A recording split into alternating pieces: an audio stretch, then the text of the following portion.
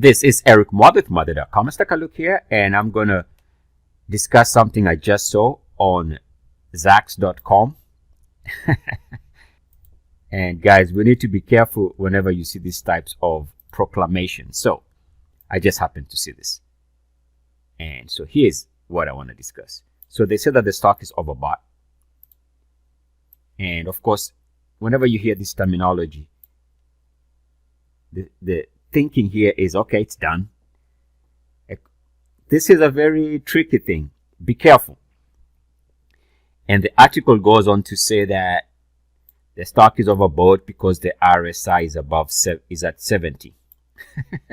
And of course, the stock they're discussing is this stock right here. Now, be careful with these types of things because whoever is writing this doesn't understand technical analysis. That's just,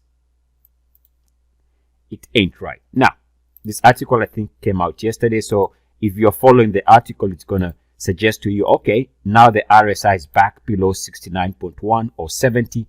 So that was a true and correct call.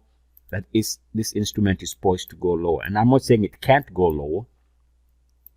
It definitely can, because we're also seeing negative divergence. And also, right now, the RSI 69.1 has been rejected with uniform activity. But that is besides the point. The point is, be careful with those types of words. Again, words like overbought or oversold. Those ones can put you in the wrong psychology. In fact, if you read this article here, the first paragraph, it says PLMR has moved higher as of late, but there could definitely be trouble in the horizon for this company. This is because PLMR is now in overbought territory with an RSI value of 70.49. My gosh, that is wrong.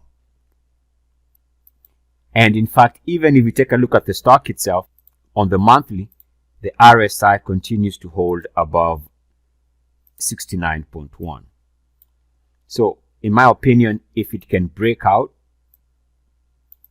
above this monthly closing high from, I believe, August, and stay above that level, with the RSI already trading above 69.1, a price breakout would actually lead to a very powerful move higher.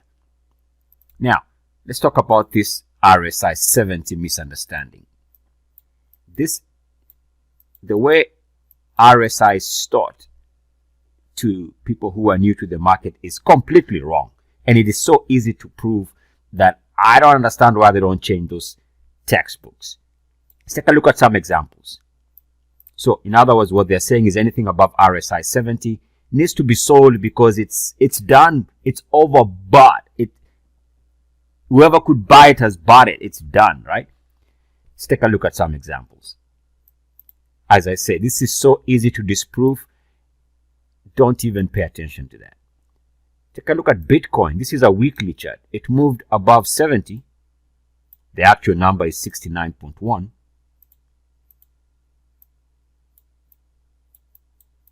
It moved above this 69.1 threshold here at, let's call it about 12,000. And even as of today, it is still above 69.1. And now it is trading close to 48,000. So, do not pay attention to these proclamations that an instrument moving above 70 is overbought. In fact, I say it is underbought. If you're true to this concept, in actuality, in itself, this movement above this threshold is a buy signal. Again, let me repeat that. That movement above 69.1 or 70 is a buy by itself, all things held constant. Let's take a look at another idea. Take a look at Gamestop. Now, this is the daily chart. So a daily chart, Gamestop, of course, this is an extreme example, but let's use it. Why not? It moved above 70 Again, the number is 69.1, but it moved above 70 when it was trading under $20. It stayed above the 69.1 threshold, or RSI 70 on the daily. The RSI held until the 400s. This is how to look at the RSI. It's a buy signal. When this instrument broke out above this level here under 20 and the RSI jumped above 70, that is a buy signal. And by the way, as a side note, there is a breakout of the RSI here. Take a look at the RSI clears prior RSI levels. And this is a buy, people. This is what I call a swedge breakout. But that's besides the point. What I'm trying to emphasize here is this RSI 69.1 is not a sell signal. It is a definite, screaming in your face buy signal. I've talked about this for many years. Many years. Still, there's a confusion. Let's take a look at one more. Guys, this is Tesla. The last time it moved above 70, we know the number is 69.1, but let's just take 70. The last time it moved above 70 was here. Oh, by the way, yeah, we caught this breakout. Why did I issue a breakout alert? It's because I could see the RSI was back above 69.1. If you understand this, this is almost too easy to identify. This breakout was also a buy signal. I sent out an alert. Why? Now you'd say the RSI is too high. No, this is perfect.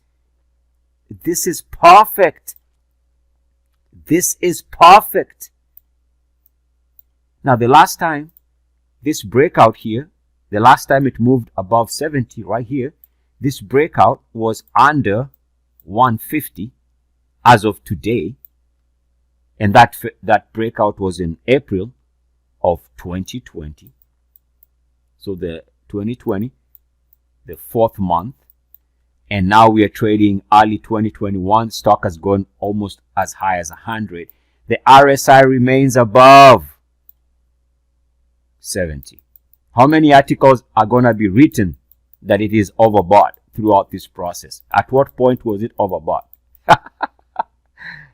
Come on, guys. Let's get serious. This is wrong.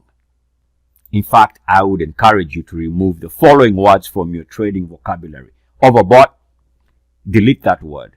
And oversold, delete that word. Or at least consider deleting it. You do what you believe is best. I'm just showing you clear examples. The textbooks are wrong when it comes to the RSI and what constitutes an excessive expanded move. I'm telling you, it's the exact opposite, and it's so easy to prove. I just showed you 3 examples. I could show you a million, all saying the same thing. RSI 69.1 is what I call wonder working power. Eric Muathe, Muathe.com. Love, light, love. Namaste.